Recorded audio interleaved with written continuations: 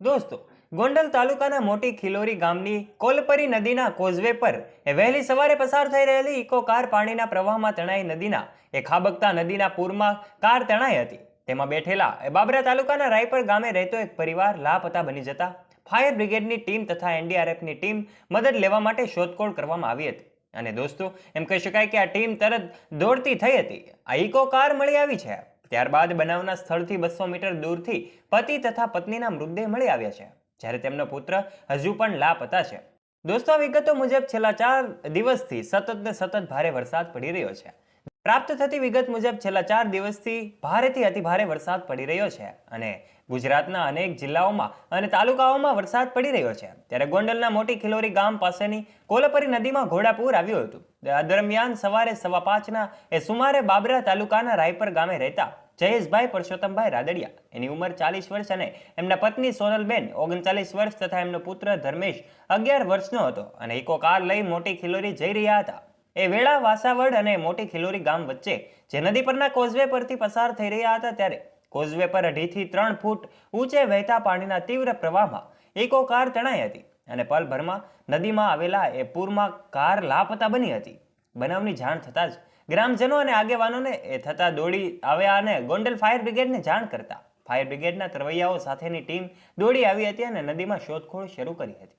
મોડેથી eco car તો મળી આવી હતી, પરંતુ દોસ્તો, આ એમના પતિ અને પત્ની પણ મળી આવ્યા અને એમનો પુત્ર મળ્યો નહીં અને તે હજુ પણ લાપતા છે. પાણીના પ્રવાહમાં લાપતા બનેલા પરિવારની શોધખોળ માટે એનડીઆરએફની મદદ લેવાતા શોધખોળ દરમિયાન બપોર પછી બનાવના સ્થળેથી 200 મીટરથી જયેશભાઈ તથા સોનલબેનના મૃતદેહ મળી આવ્યા હતા, જ્યારે પુત્ર ધર્મેશ હજુ લાપતા છે. ગુજરાતમાં છેલ્લા 3 દિવસથી મેઘરાજા ધમાકેદાર બેટિંગ કરી રહ્યા છે. સૌરાષ્ટ્ર પંથકના જિલ્લાઓમાં તો સાંભેલાધાર વરસાદ વરસતા લોકો હવે મેઘરાજાને ખમૈયા કરે એવી પ્રાર્થના કરી રહ્યા છે. છેલ્લા 24 કલાક દરમિયાન સૌરાષ્ટ્ર અને કચ્છમાં મોટા ભાગના જિલ્લાઓમાં વરસાદ વરસી ચૂક્યો છે અને હજી પણ વરસાદ યથાવત હોય એવું લોકો અને તંત્રની ચિંતા વધી છે. ત્યારે ગોંડલ તાલુકાના મોટી ખિલોરી ગામે કોલપરી નદીમાં ઇકો કાર તણાઈ જતા સૌ લોકો ચિંતાતુર બન્યા હતા.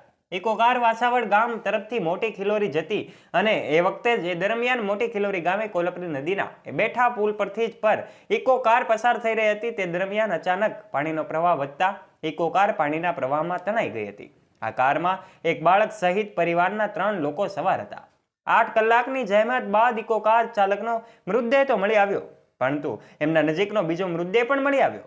ગોંડલ તાલુકામાં મોટી ખિલોરી ગામે વહેલી સવારે 5:30 વાગ્યાની આસપાસ આ વાસાવડ જતા માર્ગ પર કોલપરી નદીના એ બેઠા પુલ પરથી જ ઇકો કાર તણાઈ હતી. આ સમાચાર ખૂબ સામે આવ્યા છે અને એમને તસવીરો ખૂબ વાયરલ થઈ છે. કારમાં બાળક સહિત પરિવારના 3 લોકો તણાયા હતા. ઘટનાની 8 કલાક બાદ એ પુલના 200 ફૂટના દૂર ઇકો કાર ચાલક જયેશભાઈ પરસોત્તમભાઈ રાદડિયાનો મૃતદેહ મળી આવ્યો હતો. ત્યારબાદ ત્યાં નજીક જ 4 વાગ્યા આસપાસ સોનલબેન રાદડિયાનો મૃતદેહ મળ્યો હતો અને ફાયર ટીમ કામે લાગી હતી. જ્યારે લાપતા બાળકની એસડીઆરએફ અને નગરપાલિકા ફાયર ટીમ દ્વારા શોધખોળ હાથ ધરવામાં આવી છે. હજુ ધર્મેશ નામનો બાળક લાપતા છે. ત્યારે આ વાવાઝોડા અને વરસાદી માહોલની વચ્ચે ઘરે રહેવા જ માટે સરકાર અપીલ કરી રહી છે. ત્યારે કચ્છ અને ગુજરાતના કેટલાક એવા ગામોમાં, કચ્છ સૌરાષ્ટ્રના એવા કેટલાક ગામોમાં ખૂબ વરસાદ વરસી રહ્યો છે.